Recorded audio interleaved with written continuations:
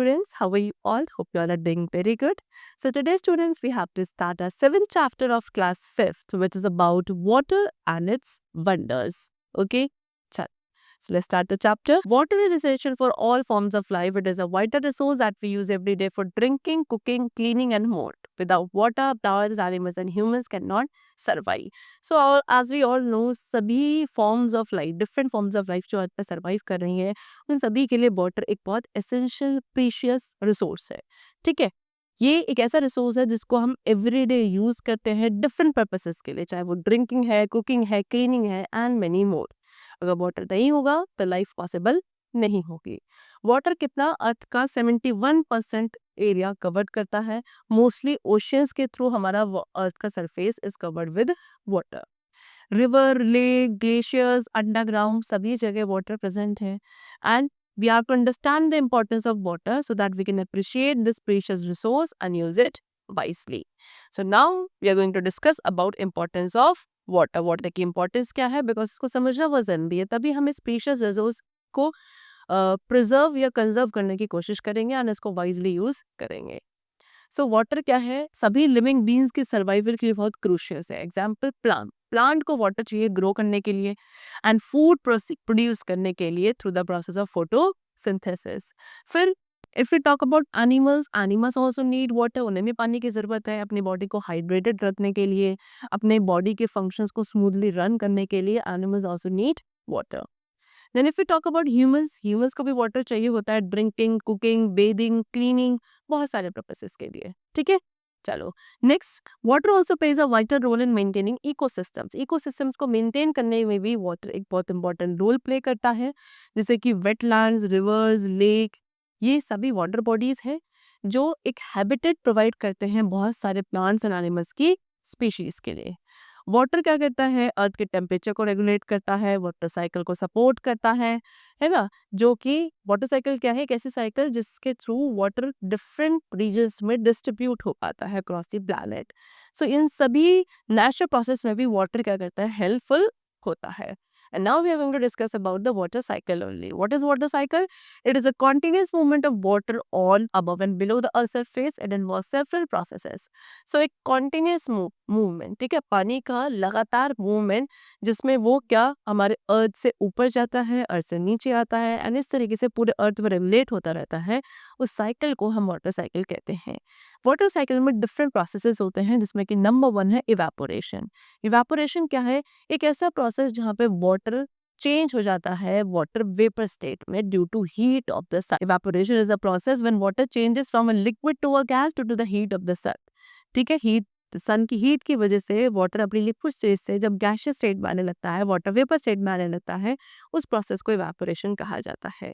ठीक है, एंड ये बिल्कुल वैसे है जैसे कि आपका ओशियन, रिवर एंड लेक्स, ये सभी जो इन सभी वाटर बॉडीज में जो पानी है वो सन की हीट की वजह से ऊपर की तरफ लिफ्ट होता है, कहाँ, एटमॉस्फेयर में।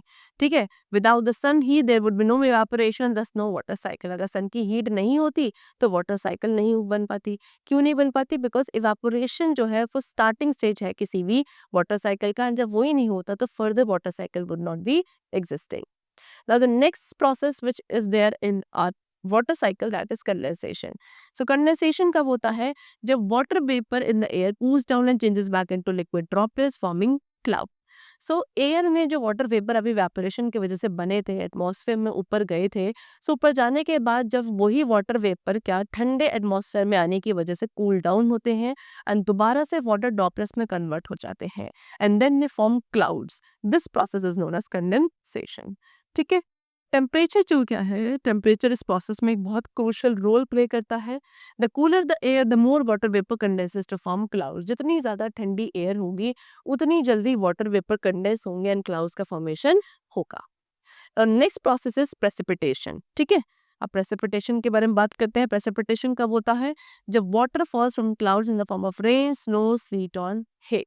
ठीक है, क्लाउड से, बादलों में जितना भी पानी है वो सभी नीचे आ जाता है, किस फॉर्म में, रेन, स्नो, स्लीट, हेल, किसी भी फॉर्म में जब पानी सीधे वापस नीचे आ जाता है उसे प्रेसिपिटेशन कहा जाता है। एंड इस प्रोसेस के थ्रू क्या है, जितना भी पानी अर्थ सरफेस से ऊपर गया था वो दोबारा वापस आ जाता है, so that completing the water cycle.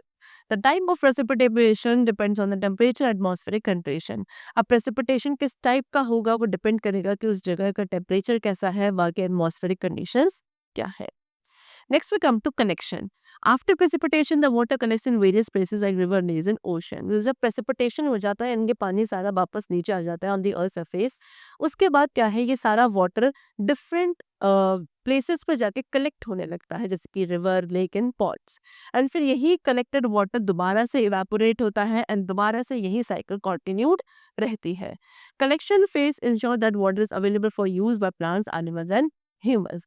Collection phase इस चीज़ का ध्यान रखने के लिए है कि वाटर जितनी भी लिविंग फॉर्म्स है, चाहे वो प्लांट्स है, एनिमल्स है, ह्यूमन बींग्स है, उन सभी के लिए एक प्रॉपर अमाउंट ऑफ वाटर मिल रहा है या नहीं, इस चीज़ को इंश्योर किया जाता है by the process of collection.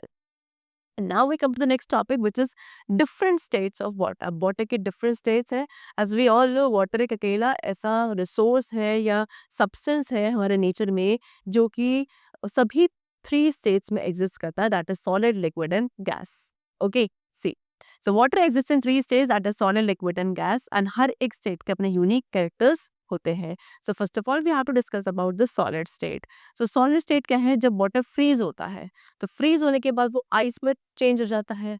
Ice आपका लिक्विड वाटर से कम डेंस होती है एंड इसी वजह से आइस इजीली वाटर पे फ्लो कर सकती है. आइस आपका ग्लेशियर, स्नो, आइसबर्ग्स कहीं भी बन सकता है. So ice is the solid form of water. Next is liquid. So liquid water is the most common state and is found in river, lake, ocean and rain. Liquid water जिस स्टेट में आप देखते हो कॉमनली वो इसकी liquid state है and ये हमारे अर्थ पे कॉमनली आपके रिवर, लेक, ओशन, रेन सभी जगह मिलती है. वाटर हमारे ड्रिंकिंग, कुकिंग एंड बहुत सारी डेली एक्टिविटीज के लिए बहुत ज़्यादा इंपॉर्टेंट है.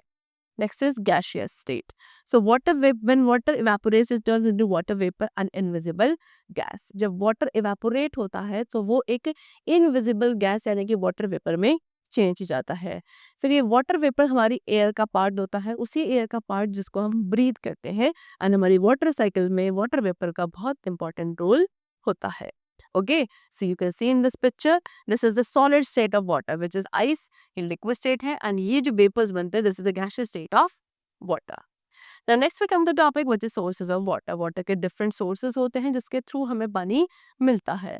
Okay, so number 1 is rivers and lakes. सबसे पहला आपको rivers and lake दिया है, यानी कि ये आपके surface water के sources है जो कि water drinking, irrigation, recreation इन सभी के लिए हमें पानी provide करते हैं. Next is ground water. वो सभी वाटर जो अंडरग्राउंड यानी कि बिलो द ग्राउंड स्टोर्ड है ना, एक्विफायर्स में उसे ग्राउंड वाटर कहा जाता है एंड इस ग्राउंड वाटर को हम बाहर वेल एंड स्प्रिंजेस के थ्रू एक्सेस करते हैं. Next is glaciers and ice caps. So large ice formation, बड़े बड़े जो आइस के फॉर्मेशन होते हैं ये फ्रेश वाटर को स्टोर करते हैं एंड जब ये मेल्ट होते हैं तो ये वाटर रिलीज करते हैं रिवर्स एंड ओशंस में. Next we come to oceans and seas.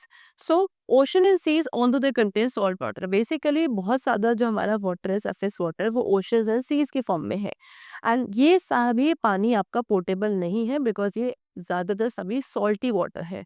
Okay, लेकिन फिर भी ये हमारी वाटर साइकिल में क्लाइमेट को रेगुलेट करने में बहुत इंपॉर्टेंट रोल प्ले करते हैं. Next is rain. So the main and the primary source of water on earth is rain only. ठीक है, so जब precipitation होता है वो सभी water sources को replenish करता है and plant and animal life को support करता है. Now next we come to importance of clean water. अब clean water की क्या importance है? So clean water किस लिए important है? So that हम diseases को, बीमारियों को दूर रखें and एक healthy living जी सके. So access to safe drinking water is a basic human right and is essential for health and well-being. So safe drinking water हमें मिले ये हर एक human being का right है and किसी भी human being की health के लिए, well-being के लिए बहुत important है. ठीक है, बहुत सारी वाटर बॉर्न डिजीजेज हैं लाइक कॉलरा, डाइजेंट्री, टाइफाइड, ये सभी आपके कंटेमिनेटेड वाटर की वजह से होती है, यानी कि जो गंदा पानी है उसको पीने की वजह से होती है. इसीलिए क्या इन सभी बीमारियों की, ये सारी बीमारियां वाटर बॉर्न डिजीजेज हैं. सो इनका क्या रीज़न है, इससे क्या सिम्टम होते हैं एंड इसको कैसे प्रिवेंट किया जा सकता है, इन सभी के बारे में हमें इंफॉर्मेशन होना बहुत ज़रूरी है so that we can maintain our health. Next we come to saving water. Water को सेव करना भी इंपॉर्टेंट है, बिकॉज वाटर कंजर्वेशन क्या है, एक सस्टेनेबल सप्लाई, पानी की सस्टेनेबल सप्लाई रहे फ्यूचर जनरेशन के लिए। ये किसकी वजह से हो पाएगा, जब हम आज क्या करेंगे, वाटर को कंजर्व करेंगे। So there are some simple ways to conserve और to save water, and number one is turn off tap. So जब भी आप टीथ ब्रश कर रहे हो, डिशेस वॉश करते हो, सो कभी भी टैप को हमें ऑन नहीं रखना है। We should don't let run water while brushing teeth or washing dishes. So जब भी आप काम कर रहे हो और अभी उस पानी का यूज नहीं है, so we should always turn off the tap. इससे पानी का वेस्टेज कम होता है।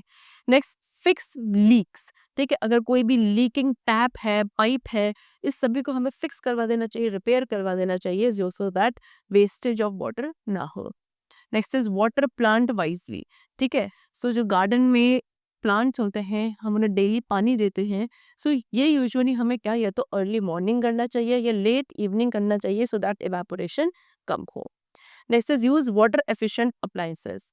ठीक है, सो हमें कुछ लो फ्लोर स्लोवर हेड या फॉसेट इंस्टॉल करने चाहिए, सो दैट वाटर का usage. So that's all for the chapter. We have discussed the importance of clean water, water conservation, and many more important facts regarding water.